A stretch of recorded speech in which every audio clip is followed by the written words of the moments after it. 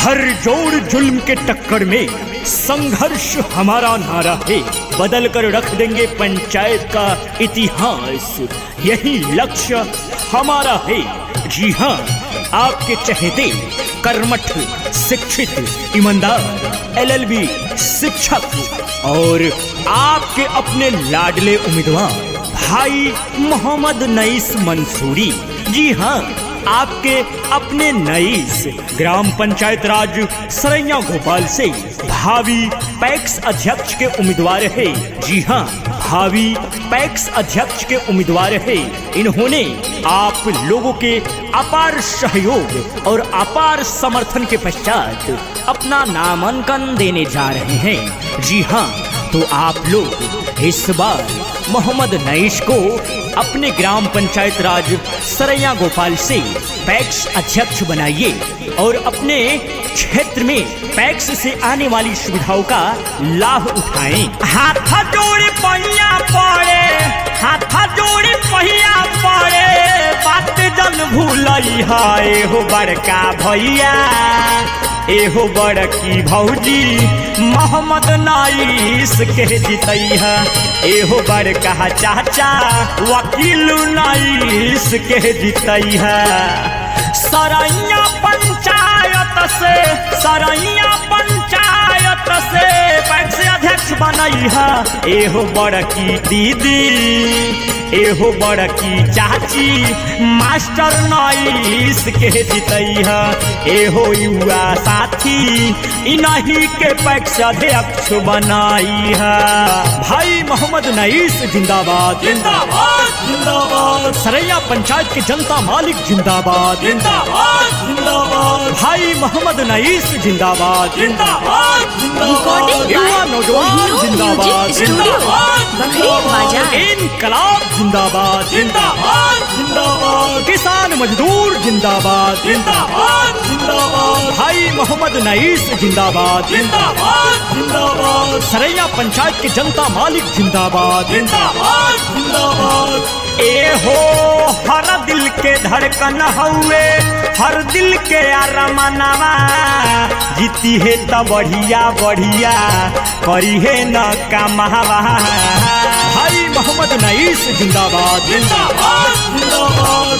हाँ हाँ, गरीबवन के बच्चा सबके फ्री में पढ़ावेले, पूरा पंचायत खातिर जीवन बितावेले। ऐसन नेक दिल, ऐसन बढ़िया उम्मीदवार ना भूलई है, एहो बड़का चाचा, एहो बड़का भैया अपने नईस के जितैहा, एहो बड़की माई बबुआ नईस के जितैहा। आप करें मोहम्मद नईस पे भरोसा, भाई नईस नहीं देंगे आपको धोखा। ग्राम पंचायत राज सरैया गोपाल से अपना नामांकन दर्ज करने जा रहे हैं। तो आइए माताएं बहनों, युवा नौजवान साथियों, मेरे माताएं बहनों, आप लोग इस बार न जात पे न पात पे वोट डाले तो सिर्फ और सिर्फ अपने क्षेत्र के विकास पे। आइए पढ़े लिखे उम्मीदवार को हम अब की बार पैक्स अध्यक्ष बनाते हैं और भारी से भारी मतों से विजयी दिलाते हैं। तो आइए आपको सरकार से मिलने वाली सभी लाभों का पूरा पूरा हक और अधिकार दिलाएंगे। आपको समय से राशन, समय से खाद और समय से आपके फसलों का दाम दिलाएंगे।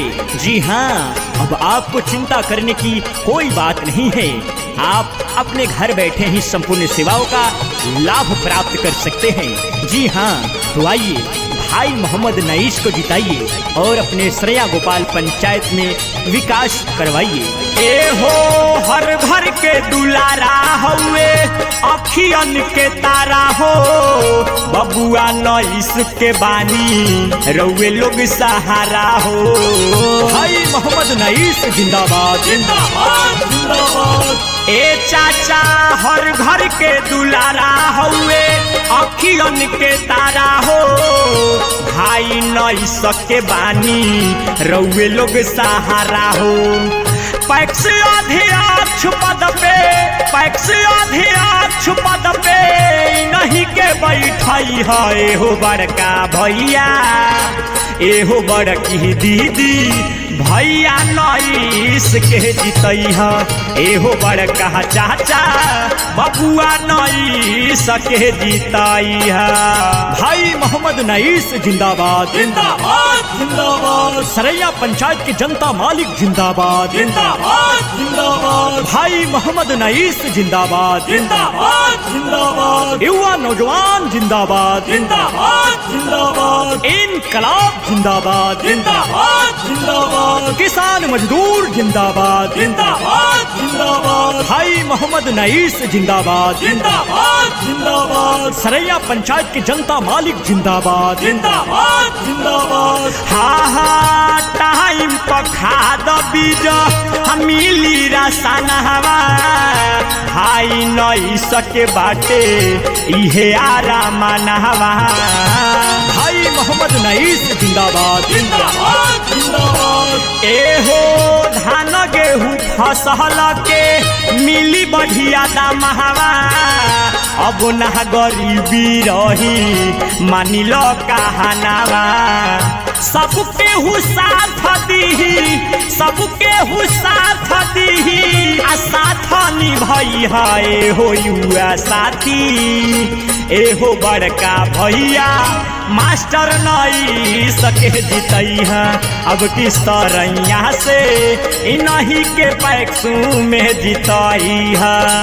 हाथ जोड़ पहिया पड़े, हाथ जोड़ पहिया पड़े, बात जन भूलई है एहो चाचा चाची, एहो भैया भौजी अपने नईस के अब की जीतई है, एहो बड़की भौजी अपने नईस के विजयी दिलई है, एहो बड़का चाचा बबुआ नईस के पैक्स में जीतई है, एहो बड़का पापा अपने नईस के अब की जीतई है। नूर हक शम्मे इलाही को बुझा सकता है कौन, नूर हक शम्मे इलाही को बुझा सकता है कौन, और जिसका हामी हो खुदा उसे मिटा सकता है कौन, उसे मिटा सकता है कौन। जी हाँ, आपके अपने चहेती हर दिलों की धड़कन, गरीब बच्चों के मसीहा, जी हाँ गरीब बच्चों के मसीहा भाई मोहम्मद नईस, जी हाँ मास्टर नईस इस बार गरीबों के हक और अधिकार दिलाने के लिए, किसानों को मान सम्मान दिलाने के लिए आ रहे हैं पैक्स अध्यक्ष पद से भावी पैक्स अध्यक्ष के उम्मीदवार। जी हाँ वही नईस भाई है जो गरीब बच्चों को सीबीएसई पैटर्न यानी इंग्लिश मीडियम से फ्री ऑफ कॉस्ट यानी फ्री शिक्षा देते आ रहे हैं वर्षों से। जी हाँ इन्होंने अपने कर्तव्य को पूरा निर्वहन किया है और आप लोगों के भला के लिए इन्होंने अपना जीवन समर्पित कर दिया है। तो आइए ऐसे नेक दिल इंसान को कैसे भुलाएं, इनको अब की बार ग्राम पंचायत राज सरैया गोपाल से पैक्स अध्यक्ष पद पे जिताएं और अपने समाज में सरकार से मिलने वाली सेवाओं का लाभ उठाएं। Recording by Kohinoor music studio, Bakhri बाजार।